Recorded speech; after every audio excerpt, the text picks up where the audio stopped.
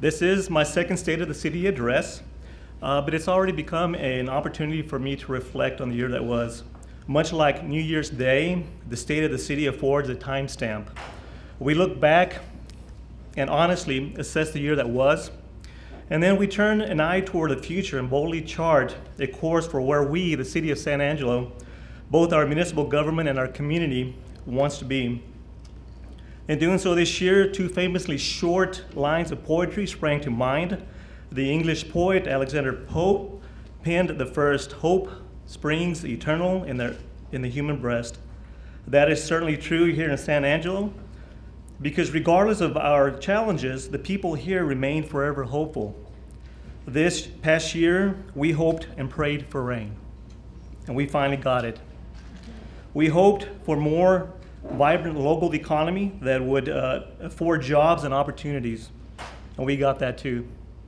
We hoped that the oil field activity that has spawned much of that economic growth would not swamp our city's infrastructure, our public services, or our culture. I'd say that hope has been realized as well. But our hopes don't stop there. Again, hope springs eternal in the human breast. Many San Angeloans harbor high hopes that our downtown will continue to rise and shine. We hope Lake Nasworthy's glistening appeal lures more visitors, businesses, and opportunities to its shores. We have great hope that San Angelo's economy will continue its march of strong, steady, healthy growth.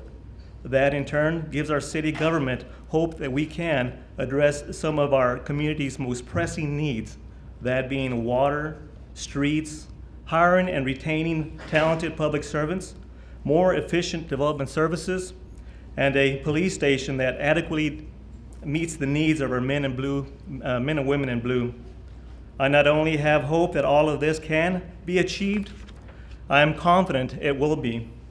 Which brings to mind that second famous line, this one written by Robert Browning, "The best is yet to be." Let that sink in for a moment. Here in San Angelo, Texas, despite the wonderful community we have built and the many blessings we enjoy, the best is yet to be. That confidence is not born of blind faith or pie-in-the-sky optimism. Again, to be hopeful about what the year holds in store for the city of San Angelo, all one needs to do is look back and examine what has transpired this past year. So let's take a moment and do just that. All of San Angelo's economic indicators point to a business climate that is humming along at a strong and steady pace. Consider these numbers for just a moment. Sales tax collections are up 10.1% year over year. That's good news not only for local businesses, but for City Hall. Sales taxes help pay the city's services ranging from public safety to streets to parks. Hotel tax collections are up 13.6% over last year's record-breaking numbers.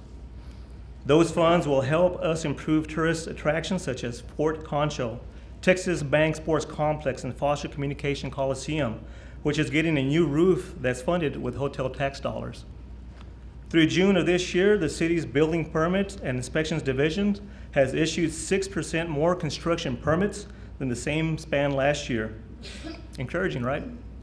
Well, considering that the value of all of that construction is up an incredible 69% year over year.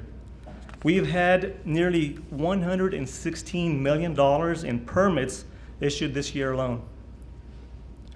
San Angelo's unemployment rate in June was a minuscule 4.3% compared to 5.8% a year ago. That translates to nearly 500 more jobs in our community. Nearly 31,000 people had boarded planes at San Angelo Regional Airport through June. That's an increase of 7%. The increase in the number of people who have gotten off of planes was double that at 14%. Property values in the city of San Angelo this year have grown 9.75% to $4.2 billion, a total increase of $369 million. Our CFO says he's never seen a one-year jump that big. Again, that growth will allow our city government to address many needs that for too long we couldn't afford to remedy. In a nutshell, San Angelo is benefiting from the frenzied oil and gas activity to the west, but that growth is occurring in a steady and manageable manner without many of the pitfalls plaguing our neighbors in Big Lake and Big Springs, Midland, and Odessa. San Angelo's economic climate is a strong source of hope for our community's future. If you'll indulge me for a moment, I also want to spotlight some of the good works performed by your public servants.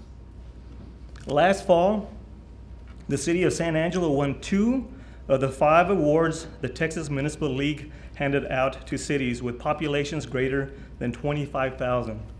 In fact, San Angelo was the only double winner in the state of Texas. We brought home the City Spirit Award for the annual Neighborhood Blitz of blighted areas, and we won the Public Works Award for our partnership with the Upper Colorado River Authority in educating school children about stormwater issues. Our finance department has garnered 2 major accolades this past year. For the first time ever, the city earned the State Comptroller's Gold Leadership Circle Award for financial transparency. The honor trumpets our efforts in putting most of our financials on the city's website. And on what has become an annual right, the Budget Division earned the Distinguished Budget Presentation Award from the Government Finance Association for its excellent crafting of an effective budget document. The daily yeoman's work performed by our finance department was also reflected in the annual audit we received from the local accounting firm of Armstrong, Backus & Company. The firm issued a quote-unquote clean audit for the city's financials that contained no recommended actions. The audit confirmed the city's assets exceeded liabilities by $226 million. That's an increase of $13 million over last year. The balance in the general fund, the portion of our budget supported by property and sales taxes, grew by $6.6 million, ending the year at nearly $22 million. In total, this means your municipal government is well managed and financially healthy. Our Parks and Recreation Department and our construction manager jointly won a prestigious park design award for the remarkable transformation of the Concho River Walk. Over the past year, our Public Information Office has won 6 statewide awards for its programming on SATV, 4 awards from the State Association of Municipal Information Officers, and 2 recent international awards for the redesign of our website at cosatx.us. In addition, Multimedia Coordinator Brian Groves, Brian's been getting a lot of attention today, was honored by the Standard Times as one of the 20 under 40 rising leaders in our community, and I can attest to his leadership. Perhaps most significantly, the city's United Ways campaign eclipsed the $100,000 mark for only the 2nd time, exhibiting our staff's generosity and commitment to the community, and this is really the one I'm most proud of. In short, you have a great team of public servants serving our community every day in a myriad of ways. Their talent and dedication inspires me on a daily basis. So you can see why hope springs eternal inside of me. We have a recent record of success that, to paraphrase a former presidential candidate, keeps hope alive. But as I also said, the best is yet to be. So let's look at what the city of San Angelo has in the works for our community. First and foremost, water remains a top priority. The bountiful rainfall at Memorial Day weekend hasn't changed that, although it certainly eased the immediate pressure.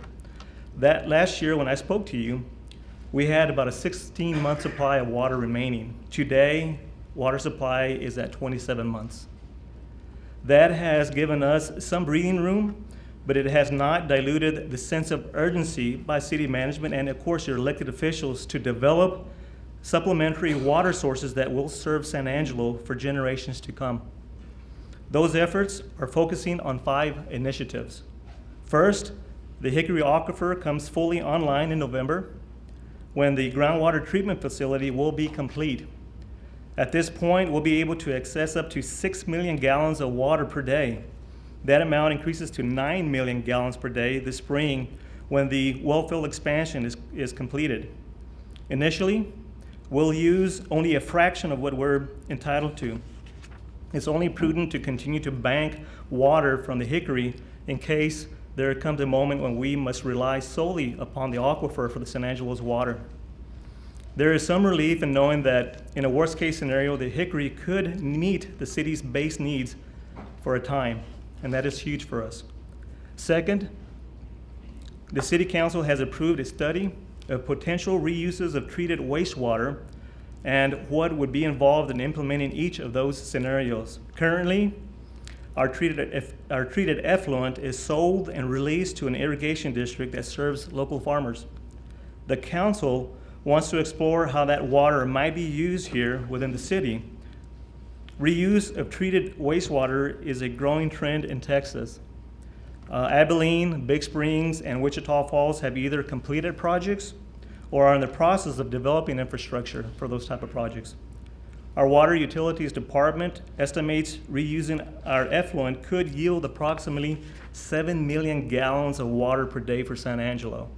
Again, that's enormous. The wastewater study is expected to be completed in late spring next year. Third, with the City Council's approval, we have also commissioned a study on capturing stormwater from the Red Arroyo. The study will consider what would be involved, how much water the project would yield, and what the cost would be.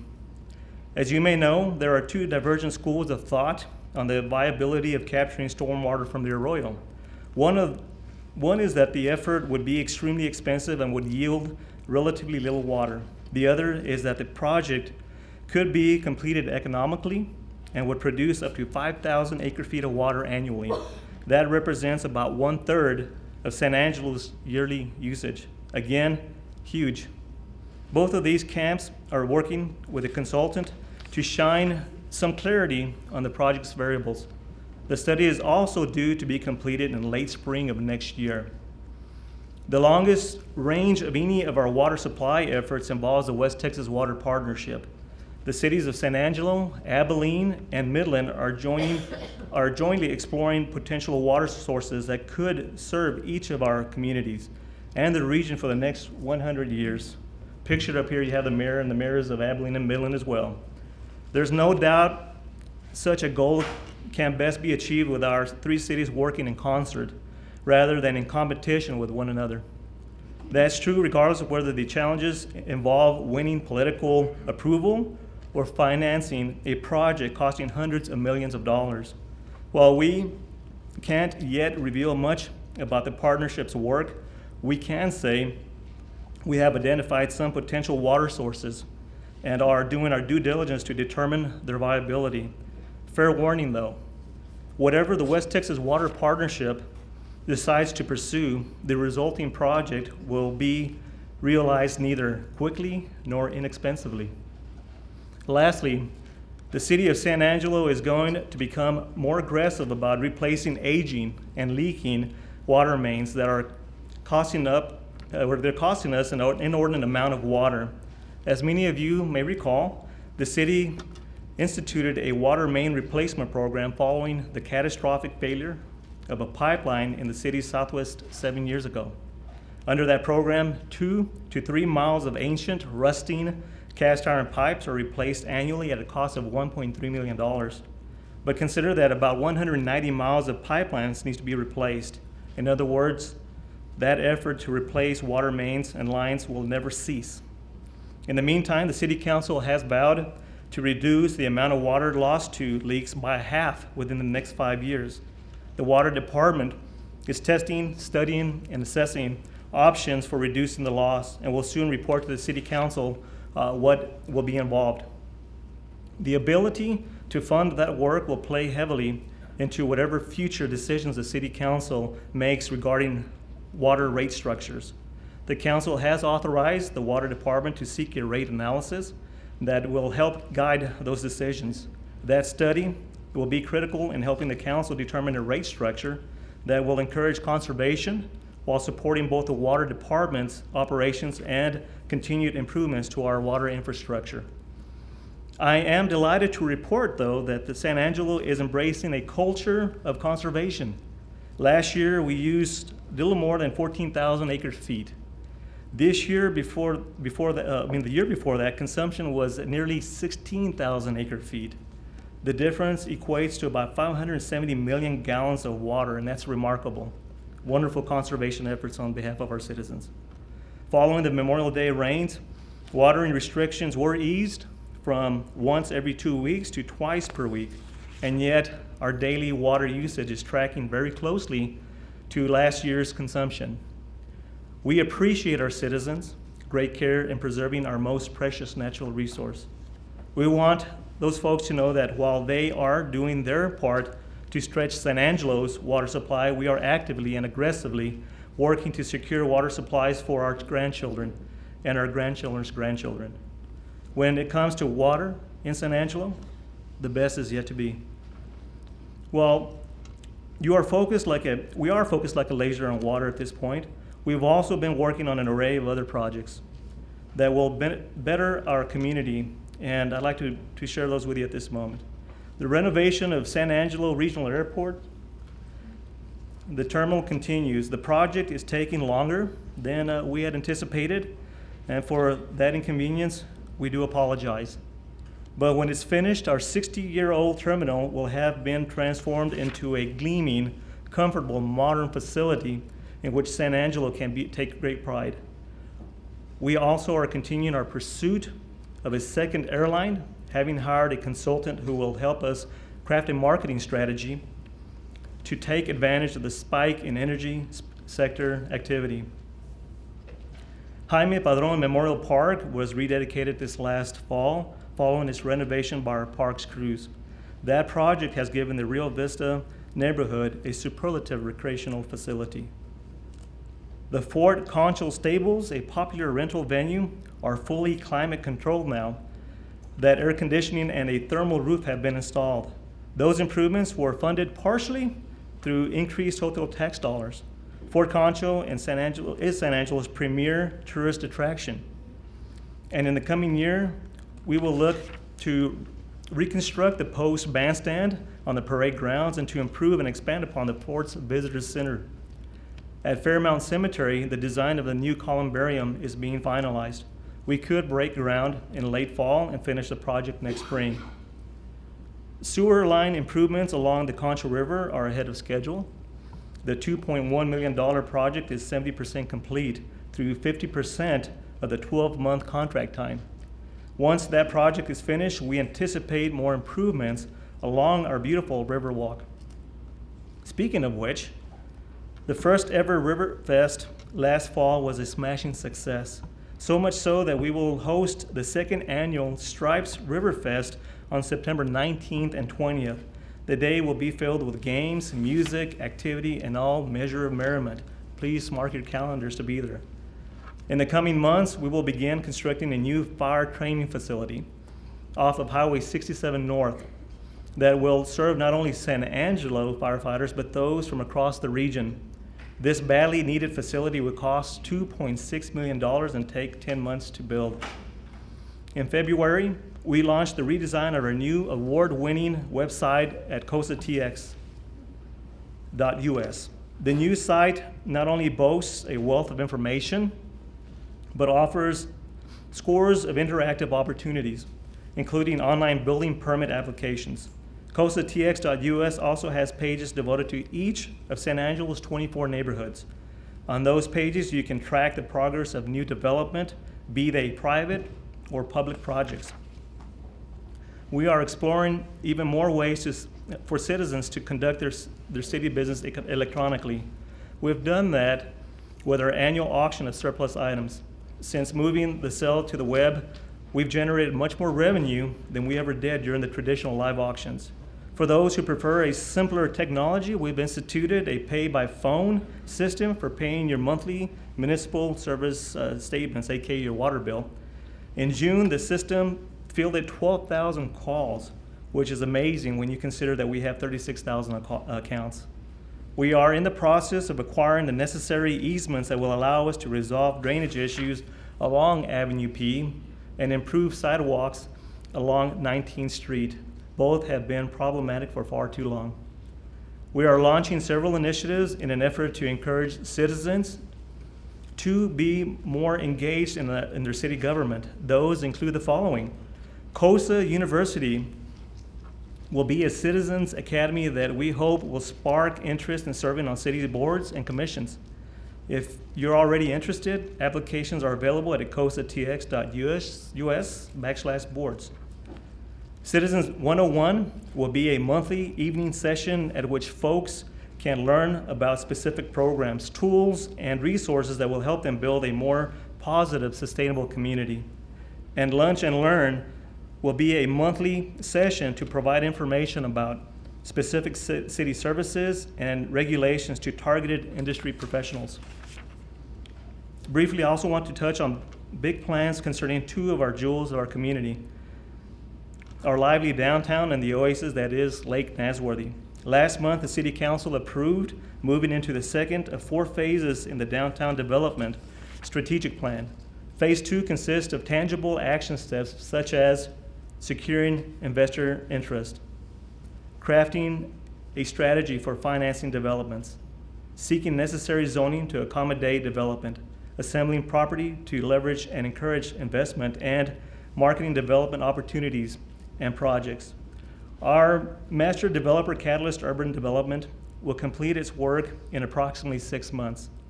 There has been some discussion within downtown circles about whether San Angelo needs a master developer to facilitate further growth downtown.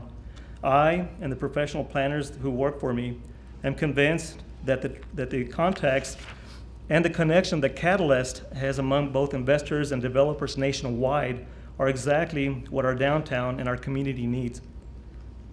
Catalyst is the business of networking with investors seeking exactly the sorts of opportunities our downtown affords.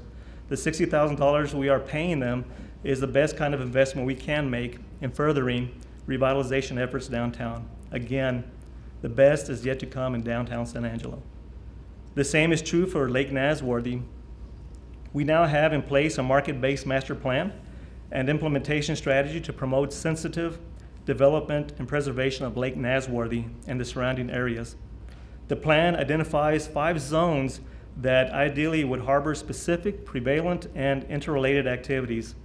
Those zones are labeled Action Sports, Harbor Village, Nature/Education, Special Opportunity, and Natural Encounter.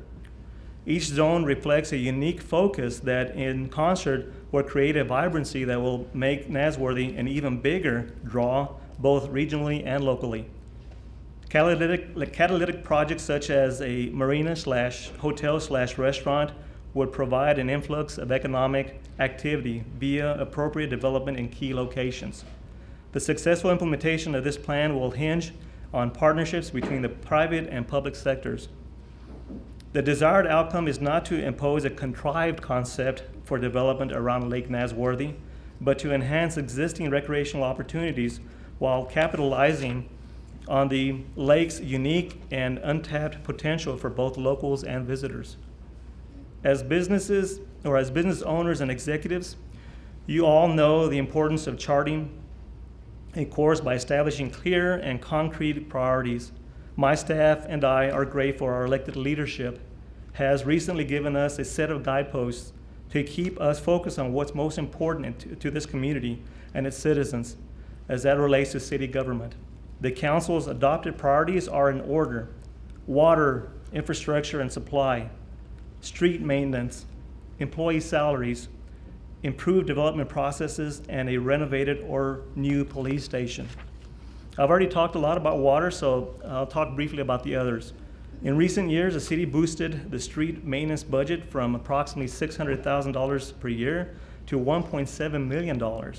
In the coming fiscal year, we're proposing to increase the street maintenance budget by an additional $2.2 million to pay for additional seal coating, crack seal, and pothole repair.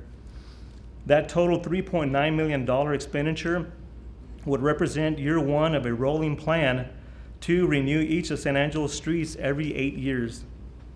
We are also in the process of developing a strategy for rebuilding streets that need more than surface maintenance.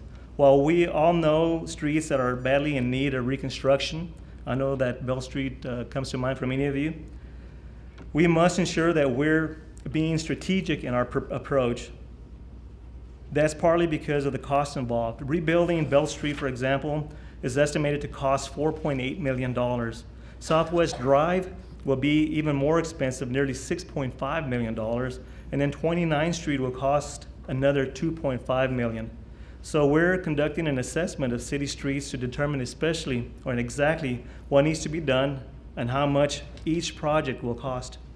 The results of that assessment will shape the strategy for completing those projects. When it comes to attracting and retaining high-quality employees, the city of San Angelo is no different than any other employer in this room.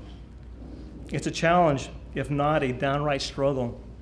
That's especially true of workers who are good with their hands, with tools, and with heavy equipment. The city of San Angelo is desperate to hire that talent, but so is the oil field. While we can't compete with oil field wages, we can offer stability, and this year a more attractive salary. The City Council has endorsed raising the pay of city employees 5%, which will inch us back toward our benchmark cities. It doesn't quite get us to the market value, but it'll inch us toward those benchmark cities. Our firefighters will receive the same increase in keeping with the pay plan implemented for them last year. Police officers will also receive a comparable pay increase following what we all consider to be successful salary negotiations with their union.